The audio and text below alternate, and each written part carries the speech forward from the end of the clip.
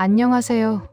마음자양강장제 바카스F의 황홀라디오 청취자 여러분. 지난 관찰 일기 청담동 998-1번지의 기록 첫 번째 이야기를 이어서 오늘은 그 두 번째 이야기를 시작하겠습니다. 좋아요, 구독, 알림 설정 해주시면 더 빠른 이야기를 만날 수 있어요. 지금 바로 시작합니다. 아이씨, 또 술 처먹고 지랄이야? 진혁 씨가 욕설을 내뱉으며 거실로 뛰어나갔습니다. 사모님이 일부러 거실의 대형 와인 셀러를 넘어뜨린 것이었어요. 그 틈을 타 저는 뒷문으로 빠져나와 정원의 어둠 속으로 숨어들었습니다. 11월 29일 아침이 밝았습니다. 거실은 깨진 와인병과 붉은 액체로 아수라장이었지만 사모님은 그 어느 때보다 단정한 차림으로 식탁에 앉아 있었습니다. 진혁 씨가 짐을 챙겨 나가려 할 때 사모님이 나지막하게 입을 열었습니다. 서초동, 그 여자. 이번 여행은 못 갈 것 같은데. 검찰청에서 부를 거거든. 아, 당신. 비자금 장부랑 성운건설 주가 조작 자료. 지금쯤 우리 오빠 손에 들어갔을 거야. 진혁 씨의 얼굴이 순식간에 흙빛으로 변했습니다. 너 그게 무슨 소리야? 내가 그걸 어떻게? 서화 사모님은 우아하게 커피를 한 모금 마시며 저를 쳐다보았습니다. 저는 묵묵히 아이의 젖병을 삶고 있었죠. 아주머니가 말 안 했나? 이 집안 구석구석. 아주머니 손 안 닿는 곳 없다고. 당신이 나를 알코올 중독자 취급하며 무시할 때. 이 집의 진짜 주인은 바뀌고 있었어. 서화 사모님은 떨고 있는 진혁 씨의 눈앞에 이혼 서류와 재산 포기 각서를 내밀었습니다. 사인해. 안 그러면 당신뿐만 아니라 그 여자랑 그 집애까지 평생 감옥에서 썩게 해줄 테니까. 진혁 씨는 무릎을 꿇었습니다. 며칠 전 사모님이 그 여자 앞에서 무릎 꿇었던 바로 그 자리였습니다. 12월 5일 진혁 씨는 쫓겨나듯 떠났습니다. 재판과 조사가 시작되었고 이 집은 이제 오로지 사모님과 은별이의 차지가 되었습니다. 사모님은 더 이상 술을 마시지 않았습니다. 대신 매일 아침 거실에 쌓여있던 그 화려한 쇼핑백들을 하나씩 정리해 기부하거나 팔아치우고 있습니다. 아주머니, 이 가방들 속에 갇혀 살 때는 몰랐는데 창문을 여니까 바람이 참 시원하네요. 그녀는 여전히 수척하지만 눈빛만큼은 단단한 다이아몬드처럼 빛났습니다. 비밀 장부를 훔쳤던 그날 밤의 공포가 가끔 나를 짓누르지만 아이의 해맑은 웃음소리를 들으면 후회는 없었습니다. 저는 오늘도 수첩에 하루를 남깁니다. 이 화려한 감옥의 문을 부수고 나온 한 여자와 그 곁을 지킨 이름 없는 목격자의 기록을. 12월 15일 집안의 공기가 달라졌습니다. 가장 먼저 사라진 것은 코를 찌르던 위스키의 들큰한 향기였습니다. 사모님은 지난 일주일간 지독한 금단 현상과 싸웠습니다. 온몸을 떨며 식은땀을 흘리고 때로는 헛것이 보인다며 제 손을 붙잡고 울기도 했지요. 하지만 그녀는 결코 다시 잔을 들지 않았습니다. 박 아주머니, 나 이제 절대 술 안 마셔요. 취해 있는 동안 그 인간이 내 눈을 가리고 내 심장을 갉아먹고 있었는데 이제 똑똑히 보려고요. 내 적이 누구인지. 그녀는 술병이 가득했던 와인 셀러를 비우고 그 자리에 성운건설의 최근 5개년 재무제표와 이사회 명부를 채워 넣었습니다. 밤마다 명품백의 가죽 냄새를 맡던 그녀는 이제 서류 뭉치에 잉크 냄새를 맡으며 밤을 지새웁니다. 흐트러졌던 머리칼을 단정하게 묶고 안경을 쓴 그녀의 모습에서 나는 예전의 유약한 안주인이 아닌 차가운 철강 같은 경영자의 얼굴을 보았습니다.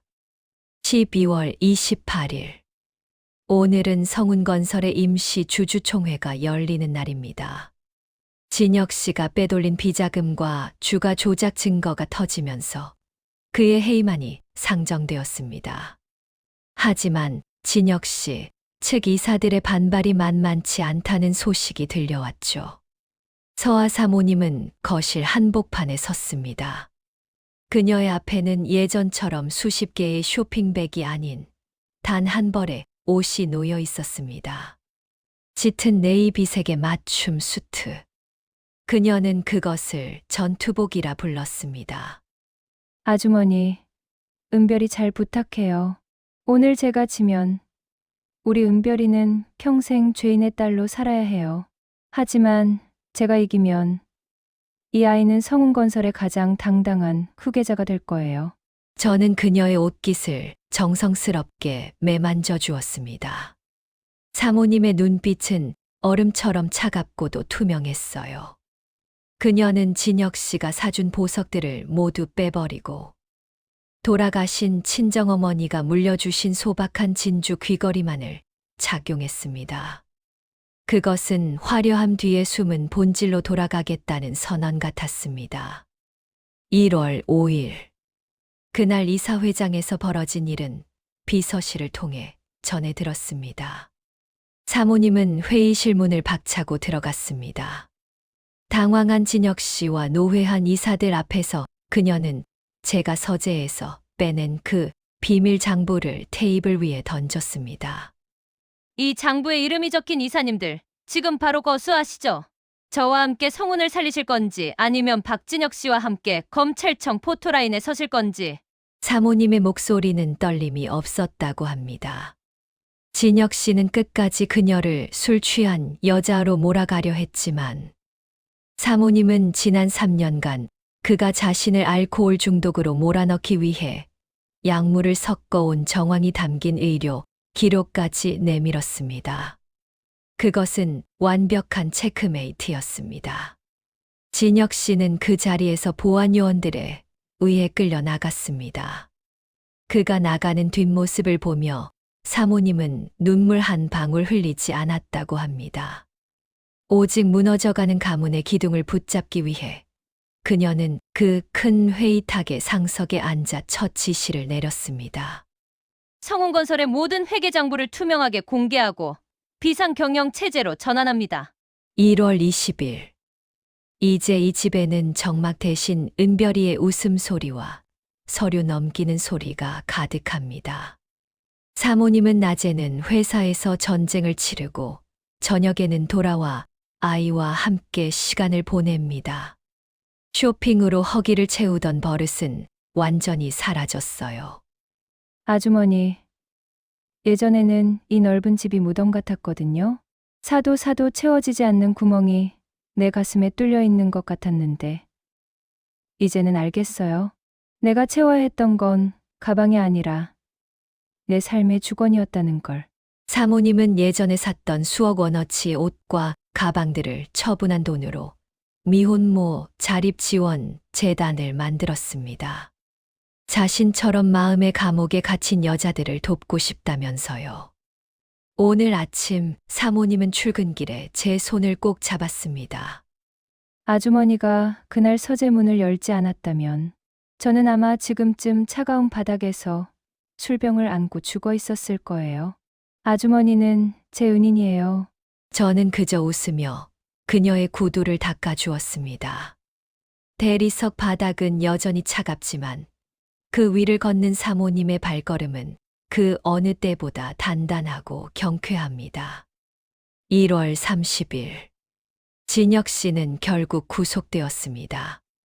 서초동 여자와의 관계도 돈줄이 끊기자마자 파탄 났다는 소문이 들립니다.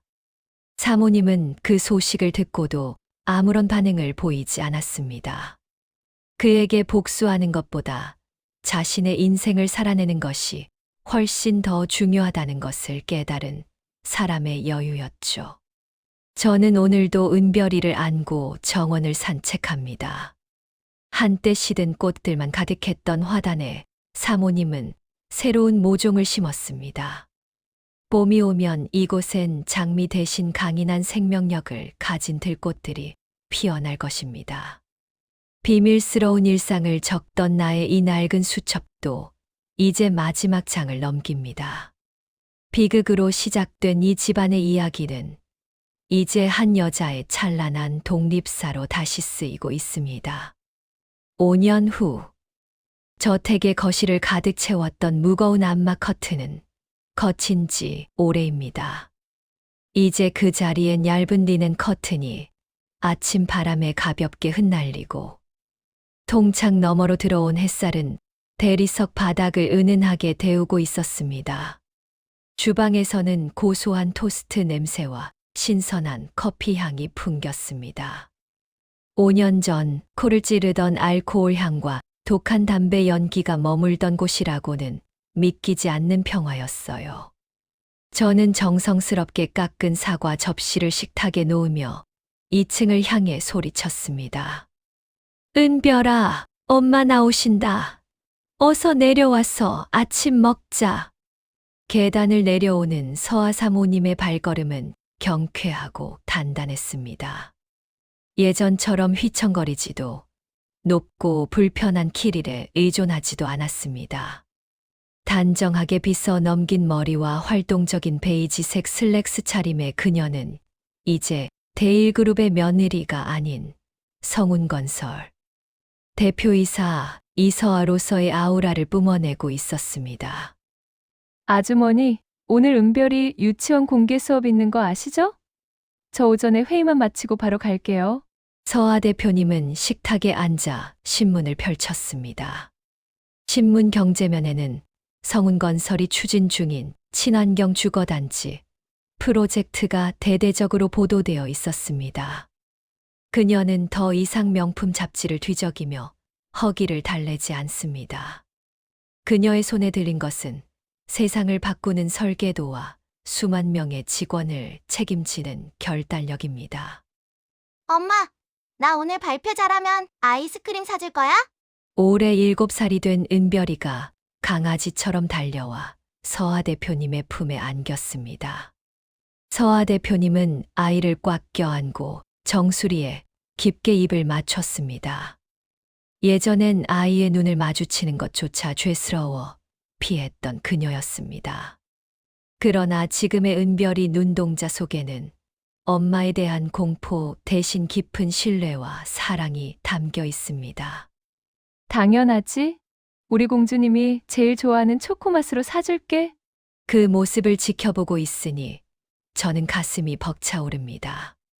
5년 전 술병을 끌어안고 울던 여자는 이제 없습니다.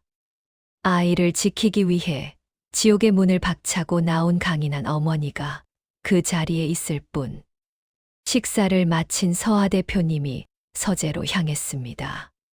그곳은 한때 남편의 탐욕이 숨겨져 있던 금기의 공간이었지만 이제는 서아 대표님의 집무실이자 은별이의 놀이터가 되었습니다.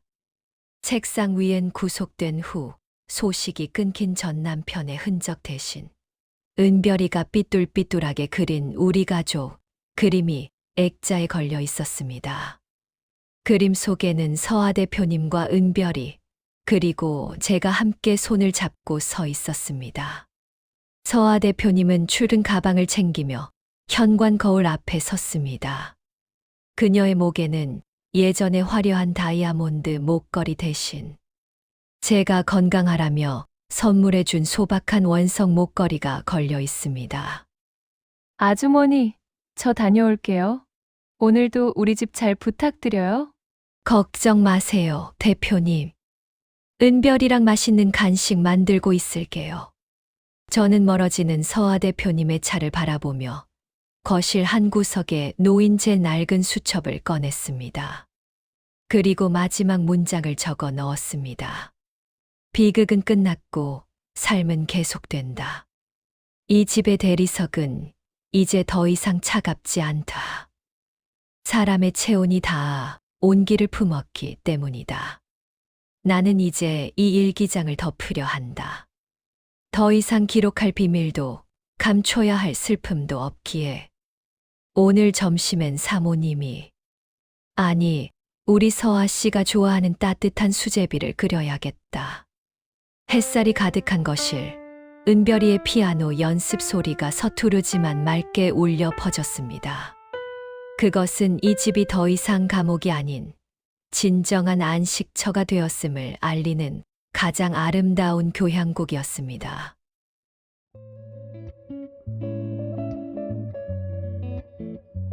여러분, 박아주머니의 낡은 수첩을 통해 들여다본 청담동 998-1번지의 기록. 그 두 번째 이야기가 이렇게 막을 내렸습니다. 어떻게 들으셨나요?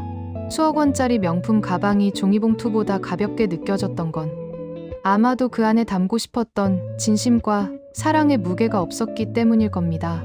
차가운 대리석 바닥 위에서 비틀거리던 서아 씨를 일으켜 세운 건 화려한 보석이 아니라 그녀의 옆을 지켜주던 박아주머니와 엄마라는 이름이었습니다. 우리 삶도 가끔은 이 사연 속의 저택처럼 겉은 화려하지만 안은 지독한 위스키 향과 상처로 얼룩져 있을 때가 있습니다.